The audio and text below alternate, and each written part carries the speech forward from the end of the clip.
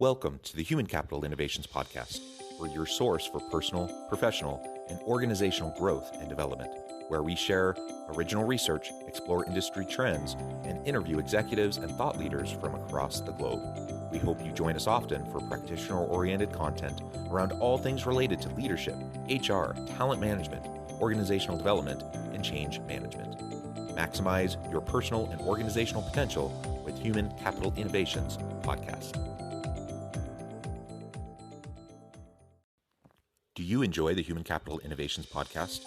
Please subscribe, leave a review, comment, share, and consider supporting the podcast on Patreon, even at the producer and sponsorship levels.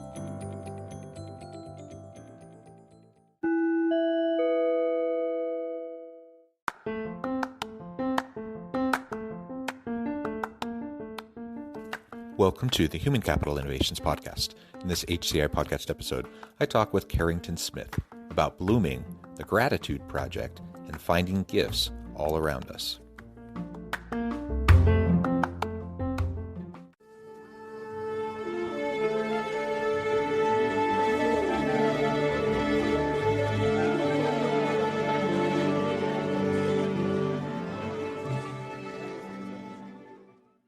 Carrington Smith, welcome to the Human Capital Innovations Podcast.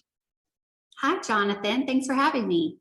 It is a pleasure to be with you. It was a pleasure getting to know you a little bit in the pre-interview, and we've been preparing for this episode for a while now. I'm super excited to talk about gratitude and how we can keep an optimistic, positive mindset as we look for the gifts all around us in life, in our home relationships, our community relationships, but also in the workplace. And you know, we're living in a day and age with a lot of strife, a lot of challenges. There's no question that there's a lot of heartache in the world and a lot of frustrations and pain and suffering. Frankly, you know, a lot of people in organizations are feeling burnt out. That's part of the reason why people are looking for greener pastures and switching jobs and going to other places. You know, there's a time and a place for all of that. Like sometimes we need to get out, we need to move, we need to make a change, and that's fine. But we also, I think part of it's mindset, and part of it is just our ability to recognize the good that's around us, to recognize the value in all of the blessings and gifts that we experience each and every day, and sometimes kind of get buried underneath the challenges and all of the other frustrations that we might be experiencing. So that's what we're going to be exploring today. I know you work on something called the Gratitude Project and with the Blooming Foundation. So we're going to talk about what those are, and we're going to talk about basically how can we look for the good around us so that we can thrive. As we get started, I wanted to share Carrie's bio with everybody. Carrie Smith worked as a trial lawyer for 7 years and then left the practice of law to pursue her passion for connecting people, businesses, and ideas. Today, as the owner of an executive search firm, a keynote speaker, and a Forbes Human Resources Council member, she finds joy in helping companies and executives make authentic, value-based connections that align with their long-term goals. She created Blooming Foundation to help the disadvantaged women and especially single moms get a hand up. She resides in Austin, Texas with her 2 teenage boys, the greatest source of love and joy in her life. I think that is fantastic. It's a pleasure to have you. Anything else you would like to share with listeners by way of your background or personal context before we dive on in? I think you got it covered. Well, very, very good. So why don't we start? Tell us a little bit about the Blooming Foundation, and then we'll talk a little bit about the Gratitude Project. Sure. So in this last year, I wrote a book. It's available on Amazon. It's called Blooming, Finding Gifts in the Shit of Life.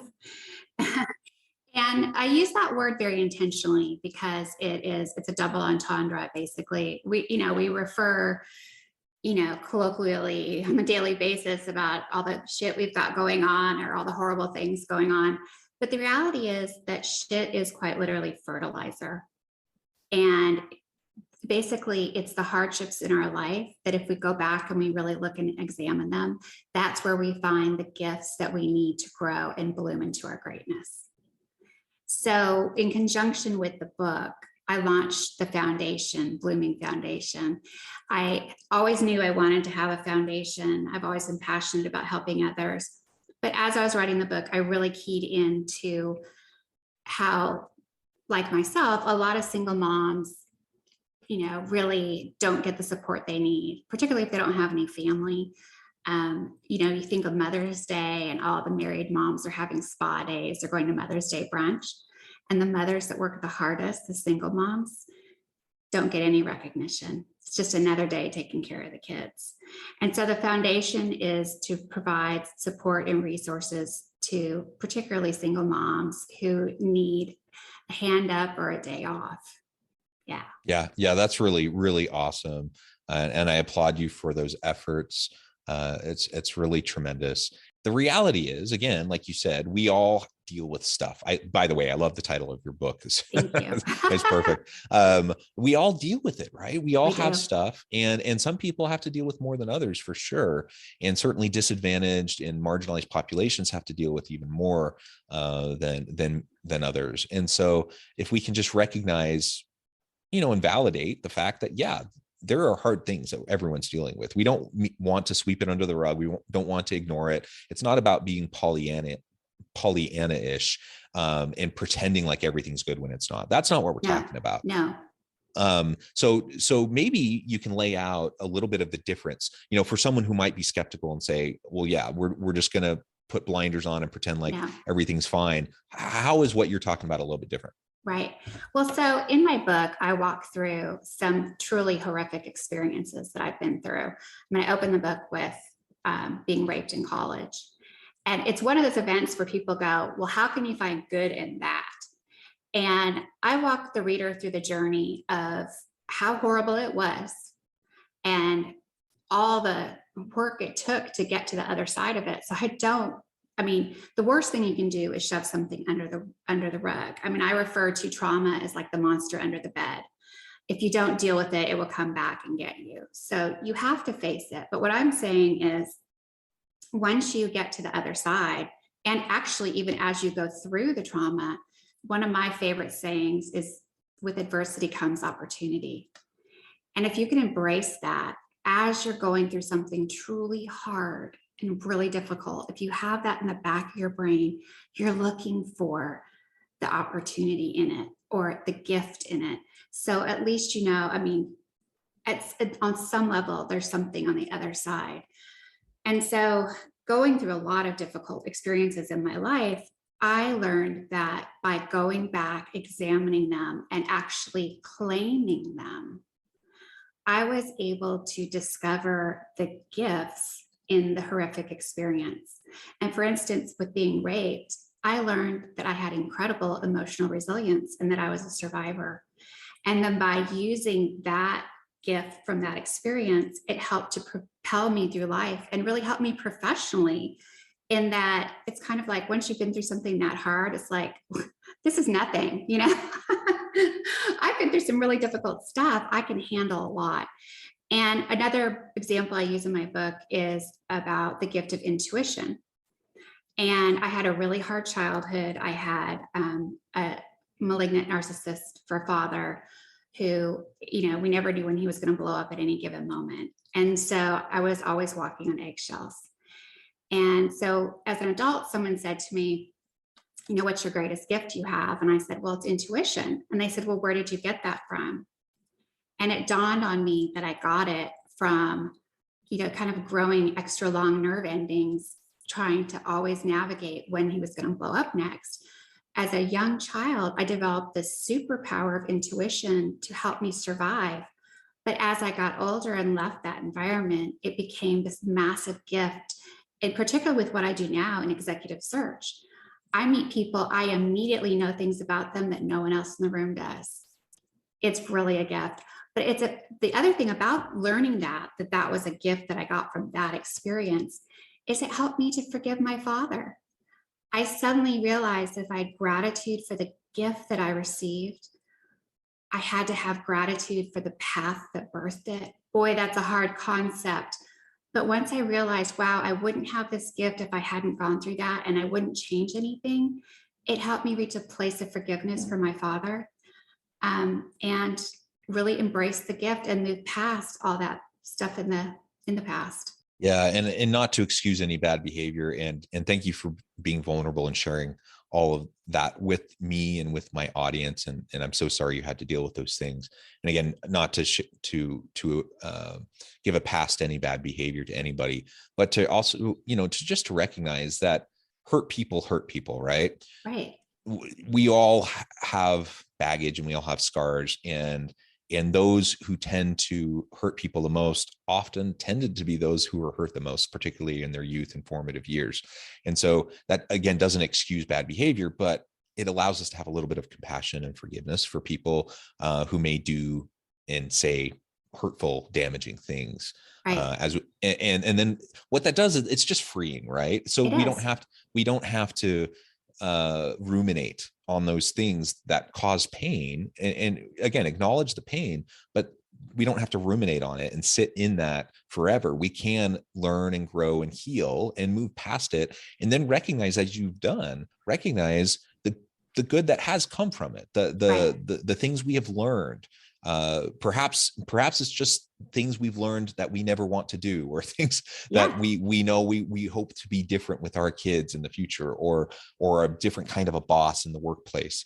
That's a great lesson to learn, and that is a gift, even if it came from a painful source. Exactly. And as you say, bad people often come from, they've experienced those bad things themselves. That's true, and it does help you find empathy. But one of the things I also emphasize in my book is the importance of the choices we make on a day-to-day basis. And for me, having been through those experiences, I could have turned out quite differently. And it was those everyday choices that I wanted to be somebody else, and I wanted to take a different path, that really have mattered in guiding me through life. And also the importance of mindset, as you said. I mean, I like to say mindset is a muscle. And if you teach your mind to operate in a certain way, then it becomes used to operating in that way. And it really helps kind of get you through some of these difficult times. If we start to think about this in the workplace, I love what I do. I work with great people. I'm a professor and I love the university. I love my colleagues at the university, but I also love the consulting work I do. I love the people in my firm that I work with. I love the leaders and executives I get to work with in other organizations. I love it. But the reality is, you get people together and there's tensions, right? And hard things happen, and feelings get hurt. There are frustrations. And I think of, for example, at the university, I love the university. I love students. I love working with my colleagues, but there are frustrations that occur. And I find that it can be pretty easy to fall into negative patterns of self-talk, negative patterns of just cynicism and pessimism, and get stuck in a rut, where instead of recognizing that, most people wake up every day trying to do the best they know how, and to have a little bit of generosity towards people, right, and not assume bad motives when something happens that's frustrating to me, right? That's important. And if I'm not careful, I can very easily get into a rut where I'm just looking at everything through a lens of negativity. And that's not healthy. That's not good for me. It's not going to be good for my interactions with colleagues. And so I have to make a choice. I have to make a choice that I'm going to, again, not pretend like everything's rosy when it's not. There are problems, they need to be addressed. And sometimes I'm going to be the one to voice concerns or share with people when I see an issue, and I hope that we can resolve it and work towards it, overcoming it. Those things still need to happen. But if I can do it and frame it from a standpoint of compassion, from a standpoint of empathy, from a perspective of gratitude for this amazing opportunity to work in such a wonderful organization with wonderful people, serving wonderful students, that whole mindset shift then changes the way I am with other people, the way I interact with my team, the way I interact with others at the university, even those who I might be particularly frustrated with. And that's going to lead to better outcomes for everybody, right? Yeah, absolutely.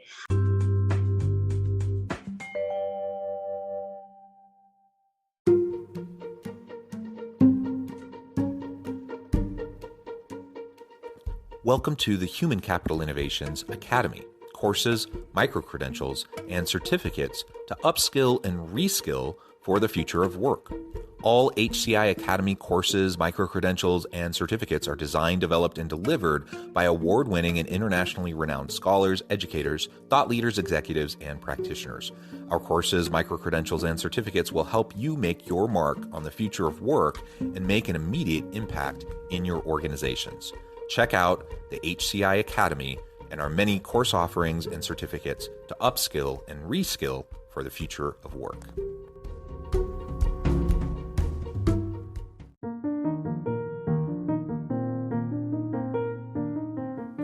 Check out our new weekly LinkedIn newsletter, Alchemizing Human Capital, exploring industry trends via original research and interviews with executives and thought leaders from across the globe.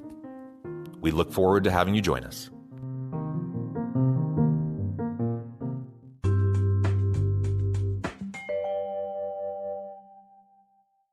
I'm going to say something a little bit radical, I feel like, particularly for women. And that is, for women, we're not allowed to ever get angry. We're just not. I mean, so I like to say you have to reach rage to reach forgiveness. And for me, so when we encounter these difficult people, I found that it actually helps to acknowledge the fact, like get in touch with my feelings and say, I am mad right now. For whatever reason, I feel disrespected. I feel like I wasn't heard. I feel like this person was insensitive. But I do it in my spin class. And I will express my anger while the music is loud and nobody can hear me, and I will let it out that I am angry. I will shout. But as I do that, I acknowledge that emotion and I let it move through me. And then I've said, okay, I've done, I've been angry. Now, how can I move past this and find a path that's a positive path to working around the situation or working through it or working with the people? But I think that sometimes we try to bury those emotions and just be like, okay, we're going to make this good. I just, you have to acknowledge the emotion and work through it, like let it go. I mean, obviously in a healthy way, but I think we do a lot of damage to our bodies by suppressing those emotions. Yeah, absolutely. Burying emotions is a surefire way to cause anxiety and stress, and it's going to come out, and it's almost never going to come out in a good way. Yeah. Yes. Either through negative coping mechanisms that we might, take on, or through blowing up at people or whatever, right? It just usually doesn't come out in a healthy way. So I love your spin class. That's awesome. A couple ways that I do the same thing. Sometimes I go down to my basement where I have a little workout set up, and I have like a heavy bag, and I can put on my boxing gloves and go at it. If I've had a particularly stressful meeting, just take it out on the bag and express. And people have different approaches to mindfulness, meditation, prayer, whatever. And this may sound sacrilegious to people, but I'm a spiritual person, and I consider myself a hopeful agnostic. I don't know that God's there, but I act as though God is there, and I pray, and I find prayer to be helpful and sustaining.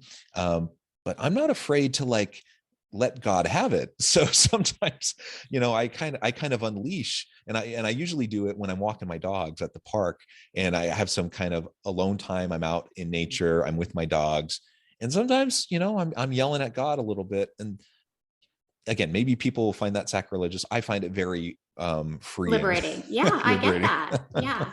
I mean, you're communicating with him about what's upsetting you. And I mean, I think that's, part of the process, right? I mean, God is a loving God. He's going to be listening and, helping you figure that out. So. Yeah, that's great.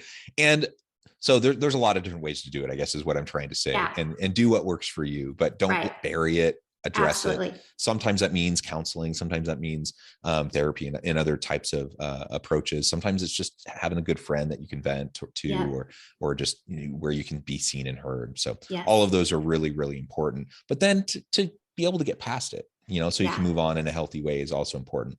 So another big thing that you're working on is what you call the Gratitude Project. Tell us a little bit about that. So, probably about a decade ago, I had a girlfriend who had just had a lot of really negative career experiences, and she'd become negative Nelly basically, and she was getting hard to be around. And so I was trying to figure out how I could help her. And in the process, I ended up helping myself.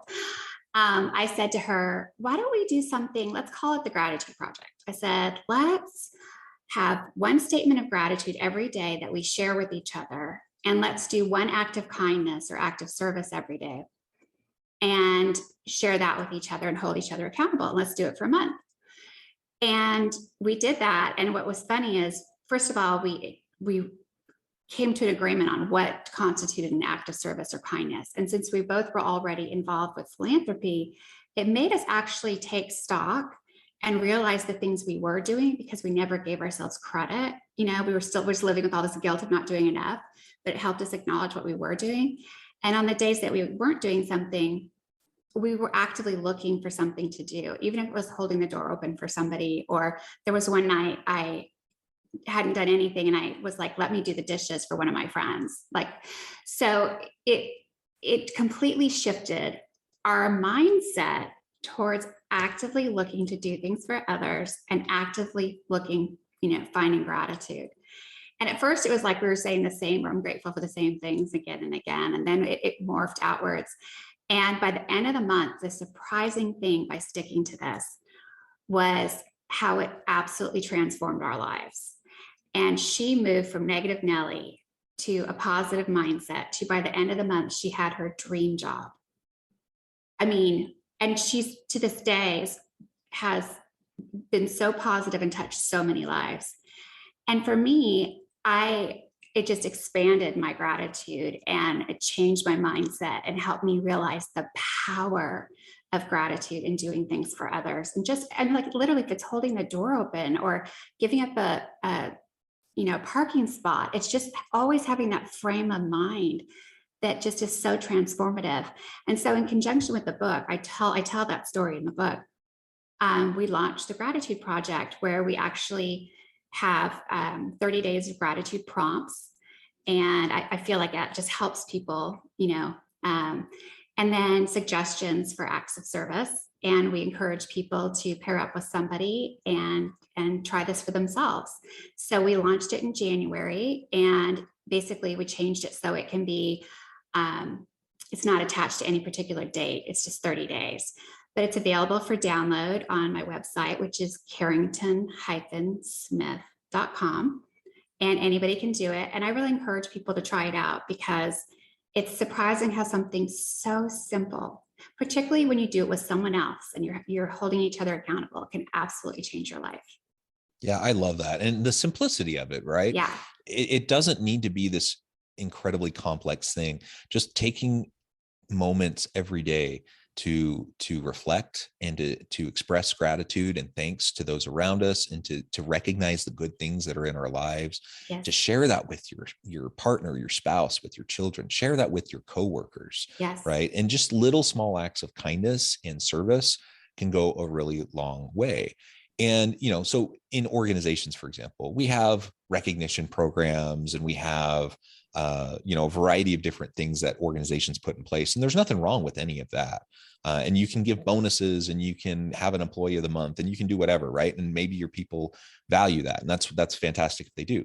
But it doesn't need to be anything even, that structured. No. It's just a matter of doing simple things every day. And I think about members of my team, and, just taking a moment to let them know you're thinking of them. If Yes. we're working remotely, just shooting a message, not to check in to like hover and to like micromanage, but to just check Right. in. Hey, how are you doing? How's your day going? Yeah. How, maybe something about their personal life, and like, hey, how did Tommy's concert go last night? Or just like checking in with people and having those connections, those authentic connections with people, go a long way in helping people to feel valued and just be seen as a person. That's a big one. A whole authentic person with complex lives. Yeah. And so I don't always remember to do that, but when I do, I feel better. I can tell that they feel better. And it's just a small thing that may only take a couple minutes out of my day. That thoughtfulness is just, it goes so far. I mean, it's so rare for someone to be thoughtful these days because people are so self-involved that when you do that, I mean, it's like a huge deposit in that, relationship bank account. Yeah, absolutely. And those deposits build up over time, and that's how you're building trust, right? Yes. And Yes. how you're building relationships. And it can happen in the workplace. I would encourage listeners to think about, like, what are some basic things you could do? Maybe you institute the gratitude project in your team. And it doesn't need to, some people might say, well, that's just warm, fluffy, fuzzy stuff, and that it's just cheesy and nobody. I mean, some people may feel that way at first, but people like to be complimented. People like to have their contributions acknowledged. And if you do it in authentic ways, I think it'll be appreciated. I don't know if you've seen the show Ted Lasso, but that's something that he does so well. He's just so present with people, and everyone he's with is important to him. And he's always seeing the good in people, and he's always seeing the value that they bring, and he lets them know about it. Yeah. Right. And that goes such a long way to engendering gratitude and trust and commitment and loyalty, and just leads to better performance. Absolutely. And then people want to perform for you because they feel valued and seen and heard and all of that. Absolutely. Yeah. Well, Carrie, it has been a pleasure. I note the time, it has flown by. We could continue, and there's so much more to talk about, but for today, we're going to have to come to a close. Before we wrap up, though, I wanted to give you a chance to share with listeners how they can connect with you and find out more about your work, and then give us a final word on the topic for today. Sure. Well, my personal website is carrington-smith.com, which you can find links to the book, which is also available on Amazon. And again, it's Blooming: Finding Gifts in the Shit of Life. And the Gratitude Project is also available on that website. You can also find me on all the different social media at Carrington ATX, which is for Austin, Texas. And then my work website. So I also do executive search, and that is carringtonlegal.com. Wonderful. Thank you so much, Carrie. It has been a pleasure. I encourage listeners to reach out, get connected, find out more about what Carrie and her team can do for you. Check out the Gratitude Project, the Blooming Foundation. Check out her business, her book. I hope everyone can just foster positivity and gratitude in your life, and share that with those around you. And as always, I hope everyone can stay healthy and safe, that you can find meaning and purpose at work each and every day. And I hope you all have a great week.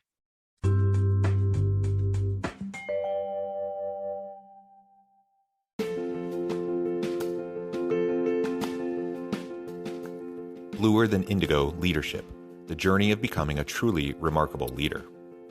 Early in my adult life, I learned about an Asian proverb that translates as bluer than indigo. If you think about the color indigo, it is a brilliant, deep, and vibrant blue, what some would call the bluest of blues. To have something that is bluer than indigo is rare and truly remarkable. Contrary to popular myth, there is no one-size-fits-all or cookie-cutter approach to effective leadership.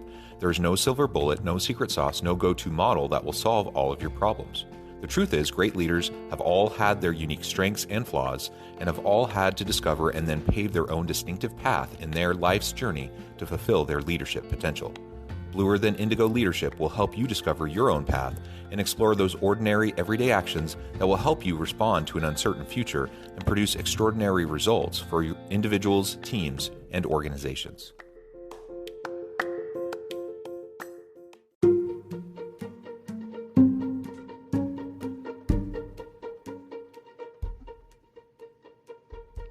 Check out Human Capital Innovations magazine, Human Capital Leadership.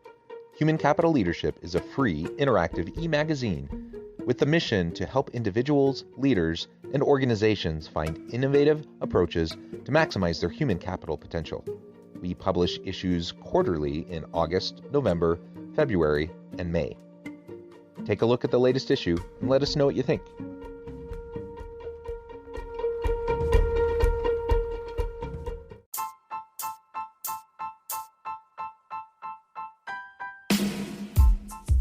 The Alchemy of Truly Remarkable Leadership: Ordinary, Everyday Actions that Produce Extraordinary results. Consider how the nature of work has shifted over the past 50 years.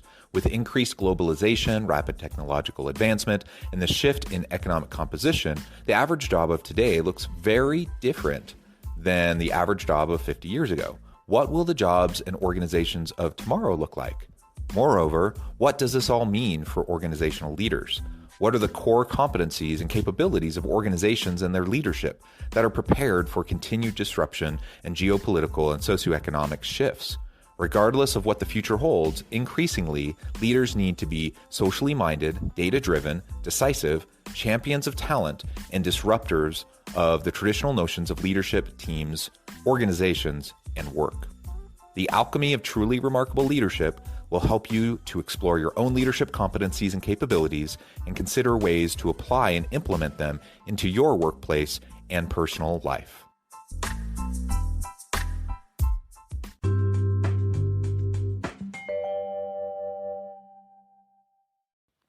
Do you enjoy the Human Capital Innovations podcast? Please subscribe, leave a review, comment, share, and consider supporting the podcast on Patreon, even at the producer and sponsorship levels. Thanks again for joining us for this episode of the Human Capital Innovations podcast. I hope you stay healthy and safe and that you have a great week.